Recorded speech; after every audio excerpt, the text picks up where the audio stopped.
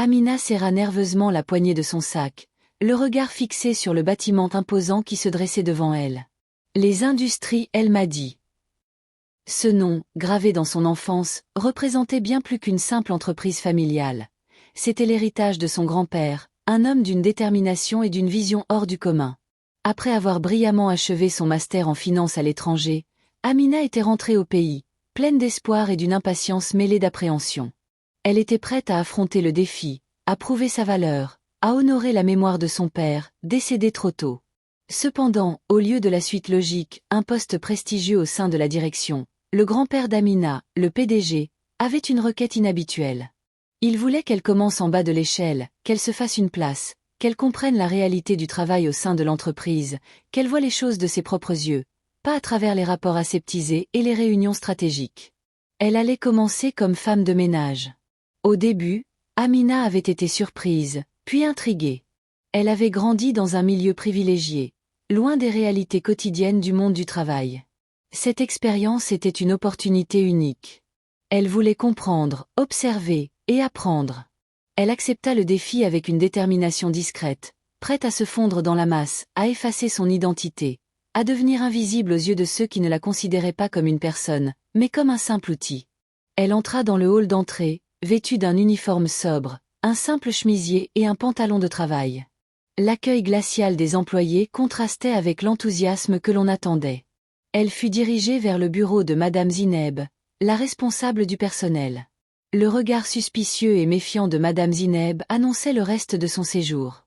Le lendemain matin, Amina s'appliqua à nouer son foulard, un peu hésitante avec le foulard qui cachait ses cheveux sombres, et enfilant son uniforme. La transformation était radicale. Elle avait grandi dans un univers de robes de soirée et de bijoux. Se voir ainsi, en tenue de travail, devant le miroir, lui donnait une sensation étrange. Cet uniforme, cependant, représentait son billet pour le vrai monde, une chance de voir la vie sous un autre angle, de s'immerger dans l'environnement qu'elle n'avait que survolé. Elle prit ses fournitures de nettoyage et rejoignit le bureau principal, où une vingtaine d'employés étaient déjà au travail. Madame Zineb, d'une voix forte et autoritaire, présenta Amina. « Voici Amina, notre nouvelle femme de ménage. Elle s'occupera du nettoyage des bureaux. » Un silence glacial suivit l'annonce. Certains employés jetèrent un coup d'œil rapide et indifférent, d'autres hochèrent la tête à peine visiblement. Une femme, Hawa, une responsable commerciale connue pour son arrogance et sa franchise, la dévisagea de la tête aux pieds. Un sourire méprisant étira ses lèvres. « Femme de ménage !» murmura-t-elle à sa collègue, à haute voix, pour qu'Amina l'entende. Amina fit semblant de ne pas l'avoir entendue. C'était précisément pour cela qu'elle était là, pour observer comment les gens se comportaient lorsqu'ils pensaient être seuls. Elle voulait voir qui se cachait derrière les façades, qui osait afficher leur vrai visage. Les jours passèrent, et Amina s'efforça de faire son travail avec diligence et discrétion. Elle nettoyait les bureaux, vidait les poubelles, passait l'aspirateur, observant chaque détail, chaque interaction. Hawa, elle, ne manquait jamais une occasion de la rabaisser. Elle lui donnait des ordres d'une voix hautaine, la traitant comme une moins que rien, lui demandant d'effectuer des tâches qui dépassaient largement ses attributions. « Amina, vite, va me chercher un café, il est absolument dégueulasse dans la machine », lançait-elle sans même la regarder. « Amina, dépêche-toi de nettoyer mon bureau, je veux qu'il brille, sinon tu vas avoir des problèmes. » Amina obéissait, avalant sa fierté, gardant un silence digne et impassible. Elle serrait les poings, sentant la colère monter en elle, mais elle se rappelait sans cesse le but de sa présence. Elle était là pour observer, pour comprendre, pas pour réagir. D'autres employés, la plupart, restaient neutres, indifférents. Certains, cependant, manifestaient une certaine sympathie. Ils lui adressaient un sourire, un mot gentil, l'aidant parfois discrètement. Amina notait tout, enregistrait chaque détail, chaque visage. Elle savait que les gens étaient comme des miroirs, reflétant leur propre caractère.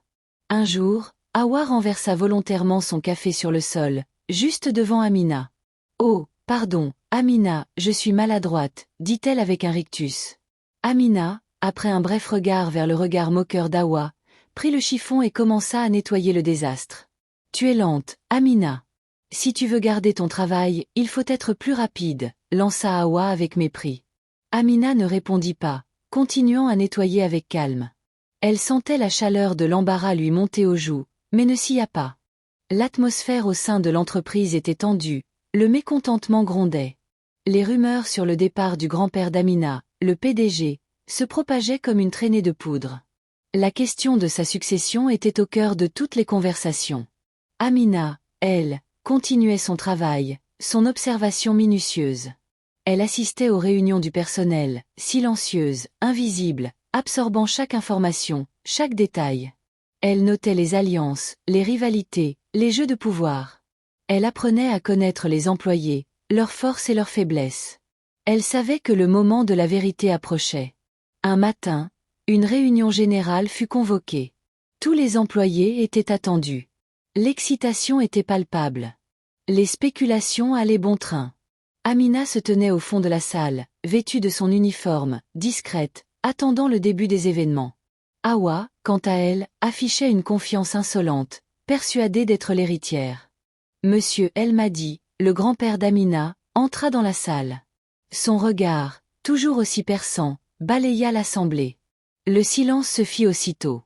Il prit place à la tête de la table, avec la prestance d'un homme qui a toujours mené la danse. « Mes chers employés, commença-t-il d'une voix calme et posée, je vous ai réunis aujourd'hui pour une annonce importante. » Son regard se posa sur Amina, au fond de la pièce. Avant qu'il ne puisse prononcer un mot, Hawa intervint, sa voix perçante. « Monsieur, je suis désolé, mais cette réunion est réservée aux personnes importantes. Nous n'avons pas besoin du personnel de nettoyage ici. Elle devrait partir. » Un silence de mort s'ensuivit, les employés se tournèrent vers Amina, curieux. Monsieur El Mahdi leva une main, le calme revint. « Mademoiselle Hawa, dit-il d'une voix ferme mais mesurée, j'ai personnellement invité mademoiselle Amina à cette réunion. » Hawa sembla stupéfaite, son sourire s'effaça. « Mais, monsieur, ce n'est qu'une. » « Ça suffit, » coupa monsieur El Mahdi. « Vous en avez dit suffisamment. » Il prit une profonde inspiration, puis poursuivit. « Comme vous le savez, je prendrai ma retraite prochainement. J'ai pris le temps de choisir avec soin mon successeur.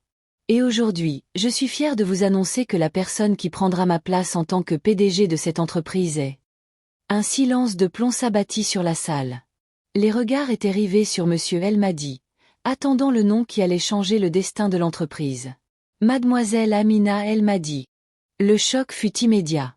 Des exclamations de surprise et de stupéfaction retentirent. Hawa, livide, balbutia. Amina? Mais c'est impossible. Ce n'est qu'une. C'est ma fille, la coupa sèchement monsieur El Mahdi.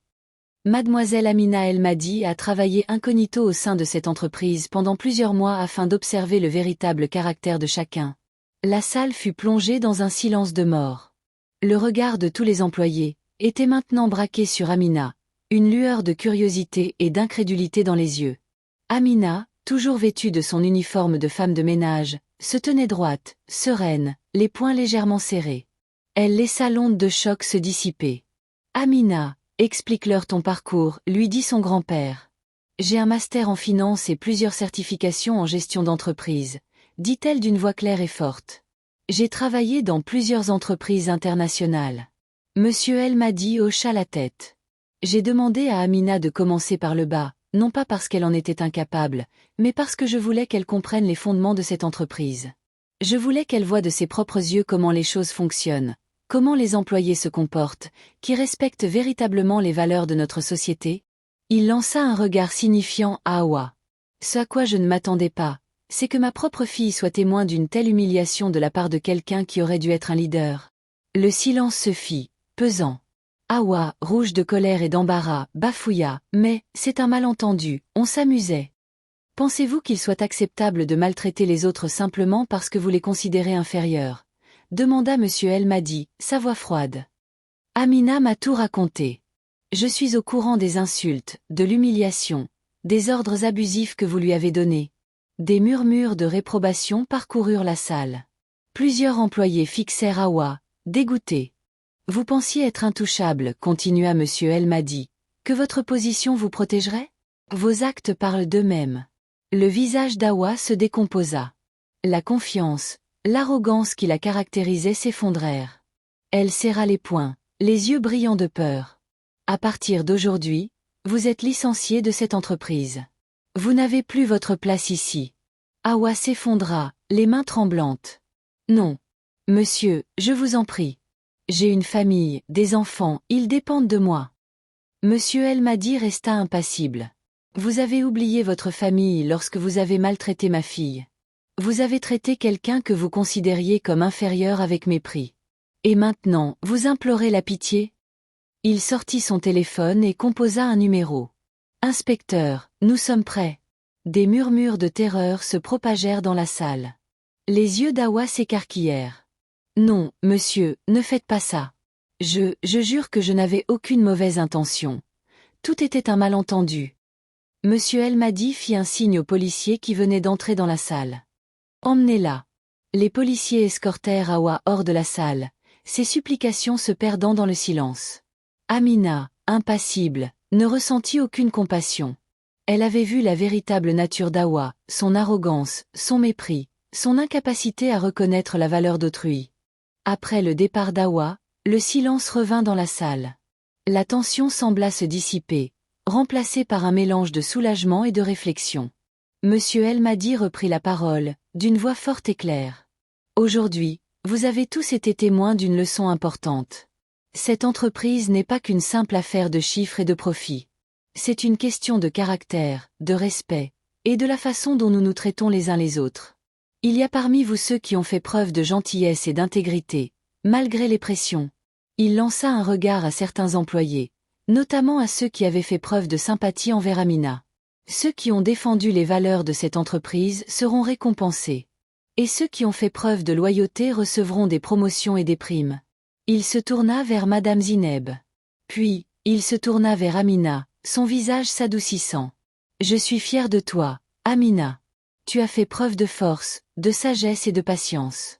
Tu as enduré des choses que personne ne devrait subir. Mais tu n'as jamais perdu ta dignité. Tu as gagné ta place, non pas parce que tu es ma petite fille, mais parce que tu as fait tes preuves. Il la prit dans ses bras, l'embrassa tendrement. Tu vas prendre la direction de cette entreprise, dit-il en se tournant vers les employés. Et j'attends de chacun de vous qu'il lui accorde le même respect qu'il accorderait à n'importe quelle personne occupant un poste de direction. Elle a travaillé dur, elle a appris, et elle est plus que capable. Amina prit une profonde inspiration. En tant que PDG, commença-t-elle d'une voix ferme, cette entreprise sera dirigée selon des principes de justice, de respect et d'intégrité. Personne ne sera jugé par son titre, mais par ses actions. Si vous travaillez dur, vous serez récompensé. Si vous abusez de votre pouvoir, vous en subirez les conséquences. C'est simple. Elle fixa l'assemblée, déterminée. Le changement avait commencé.